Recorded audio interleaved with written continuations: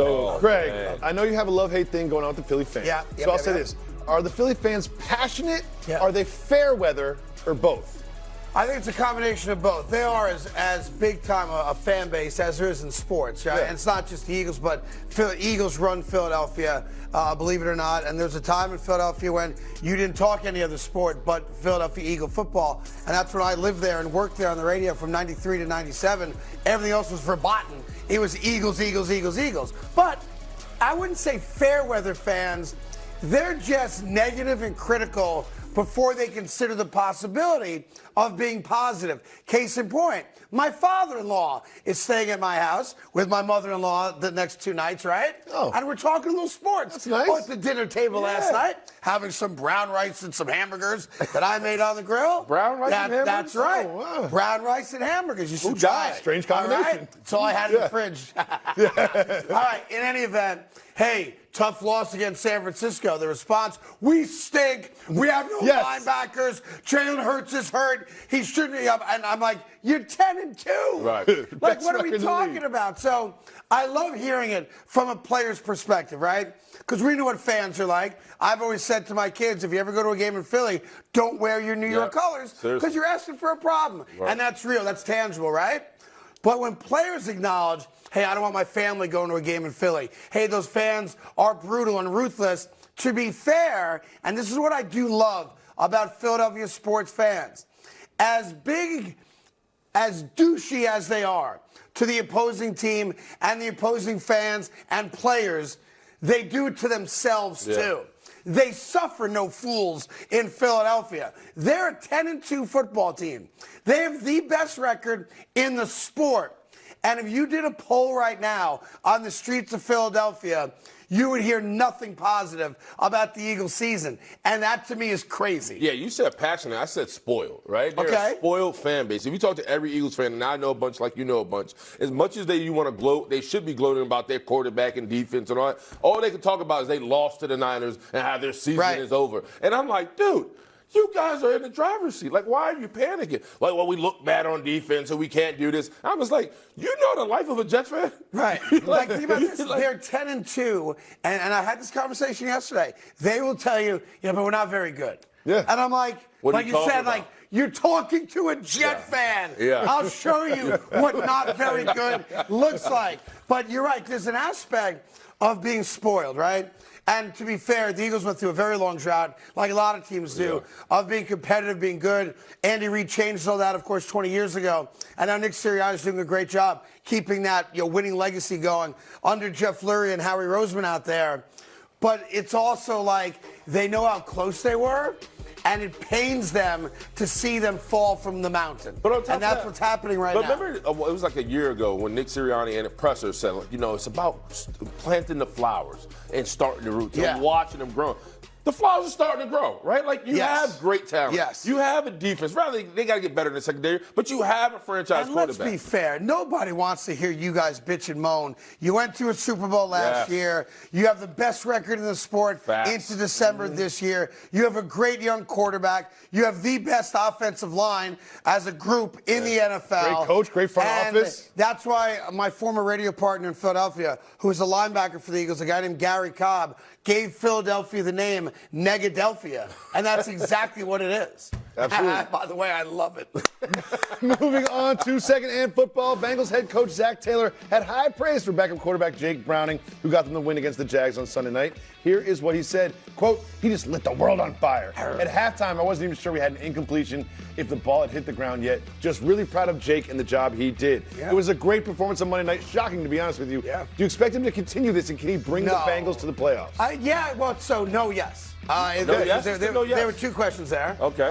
Question one is, can he do that every week? No, he's not going to. You have the Colts next week. Yeah, but he's not going to put up 30-some-odd points. And what do you have, 3, 4, 5 total incompletions in the entire game? Yeah, he was 32 of 37. So what Zach Taylor's saying is I was right. Like, that's a damn near perfect game. You can't have that level of expectation for a guy that's barely played in the league. You applaud that, but now you can't expect that. You have to be reasonable. Can they make the playoffs?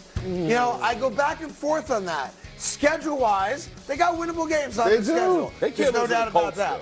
No, there's games on their schedule, you're right, that they can't lose because tiebreakers become a problem with all these head-to-head matchups. But if I'm a Bengal fan and I truly feel like my season ended when Joe Burrow had the hand injury, a wrist injury, ligaments, tendons, whoever it is, the fact that it's not officially over yet, the fact that I beat Jacksonville in that thriller a couple nights ago, and I've got winnable games from a standpoint just of pure talent or lack of talent on the other side, I'm blessed if I'm a Bengal fan because typically, and we're living this right now with the New York Jets, when you lose your starter, your season's a wrap. Now, obviously, there are examples like the Colts where that's not the case. Colts are in the playoffs right now with Gardner Minshew. But if I'm a Bengal fan, I'm getting some bonus football right now that means something, and I'd be very thankful for that. Yeah, the reason why we gave the edge to the Jacksonville Jaguars was because of Jake Browning, right? We was like, there's no way he can compete with Trevor Lawrence. We thought that was going to be a blowout. We thought it was going to be a blowout. You talk about coming in the game against the Ravens. He looked okay. He played the Steelers. He had a first week of starting. He didn't play well. And then you go into Monday night against Jacksonville, and he lit it up. He was 17 for 19 on the first half for 176 yards. Like, we didn't expect him to come out that high. And he played with a lot of confidence. We talked about it yesterday. They never took the ball out of his hand when things got tight. They let him throw. And that's where I'm not a huge Zach Taylor guy, but here's what I respect about what Zach Taylor did. You have a choice as a coach, and we've seen it go both ways with success and failure, right, to be fair about it. When you have a backup come in and your season's on the line, a lot of coaches break everything down, strip it down to the bones, and get really conservative and hope to be in a close, low-scoring game. Zach Taylor, to his credit, said, wait a minute. I still got Joe Mixon. I still got Jamar Chase, one of the best receivers in football. I still got T. Higgins. I still have a pretty damn good team. So I don't think we're going to win a Super Bowl now with a backup quarterback. But I'm going to let that backup quarterback play football, and I like that. I thought it was absolutely masterful from Zach Taylor, the way he set up Browning to succeed, because they didn't have any completion at halftime because they didn't call very dangerous plays until the second half, until Browning sort of got his legs. And they ran the ball. Joe Mixon had it. But as a fan, really I would rather lose that way because if my backup wins a game, that's a bonus, right? I would rather go out there and say, this is who we are. Hopefully this kid can do it. If he can, great. If not, oh, well, he's our backup. Because we've seen run, screen before. Run, screen. It's the Jets DVD from the last 23 years. Yeah, I keep getting it in the mail. But there's an aspect of this game they got to watch out. He can run. He can run with the ball. He had a couple big runs in that game. I'll tell you what, he's not going to throw for more than 250. He had a 21-yard run where he kind of stopped after 4 yards. The defense stopped. He was like, let's keep going. Moving on to third and football. So the latest on Lawrence is a high ankle sprain, which has a lot of variance in terms of when he could be available, right? Maybe we'll never see him again. Maybe he'll play in 2 weeks. There's no surgery, which is also good news. Do you think, just based on that information, we'll see Lawrence again this season? I think he just contradicted himself in one quote. He goes, I'm not going to play him until he's 100%. Okay, fine. Then he said, as long as he can't do any more damage to it, I'm going to play him. Meaning, I'm going to play him when he's not 100%, which you're going to have to. Like, we all know what high ankle sprains look like, whether you played or watched other guys experience them in sports. You are not getting better in a week or two. No. You're going to be walking with the limp. You're going to be probably taking Toradol shots for the pain. You're going to be in a boot. You're going to be off that ankle as much as possible. And they're going to have to make a decision, maybe not this week, but in the next couple weeks, based on what the Houston Texans do. Do we bring him back somewhat prematurely because now we're concerned about winning the division first off? If you have the division locked up based on maybe the Texans losing a couple games, it gives you some breath, right? It allows you to delay his return because you're now giving up on the number 1 seed. Your goal now is, I got to win the division. I got to be a top 4 seed, so at least I get that one playoff game at home. And I think that's really the decision here. Not do you play him this week, it's don't play him this week. Let's see if we can steal a W. Maybe we can, maybe we can. But let's also see what the Texans do. Because if the Texans lose 2 more games, we win the division by default. And I think that will play a much bigger role in the decision-making. Question for you. Good.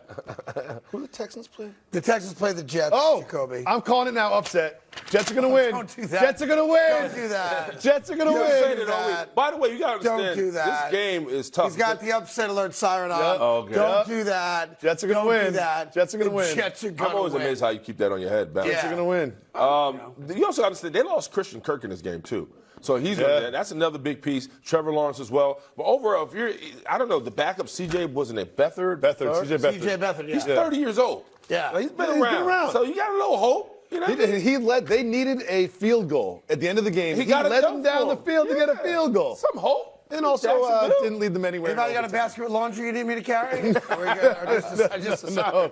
Hey there. Thank you so much for watching The Carton Show. You can subscribe right here to get all the latest bits and segments from the show. And by the way, while you're at it, we have a lot of great shows on FS1, so check them out too.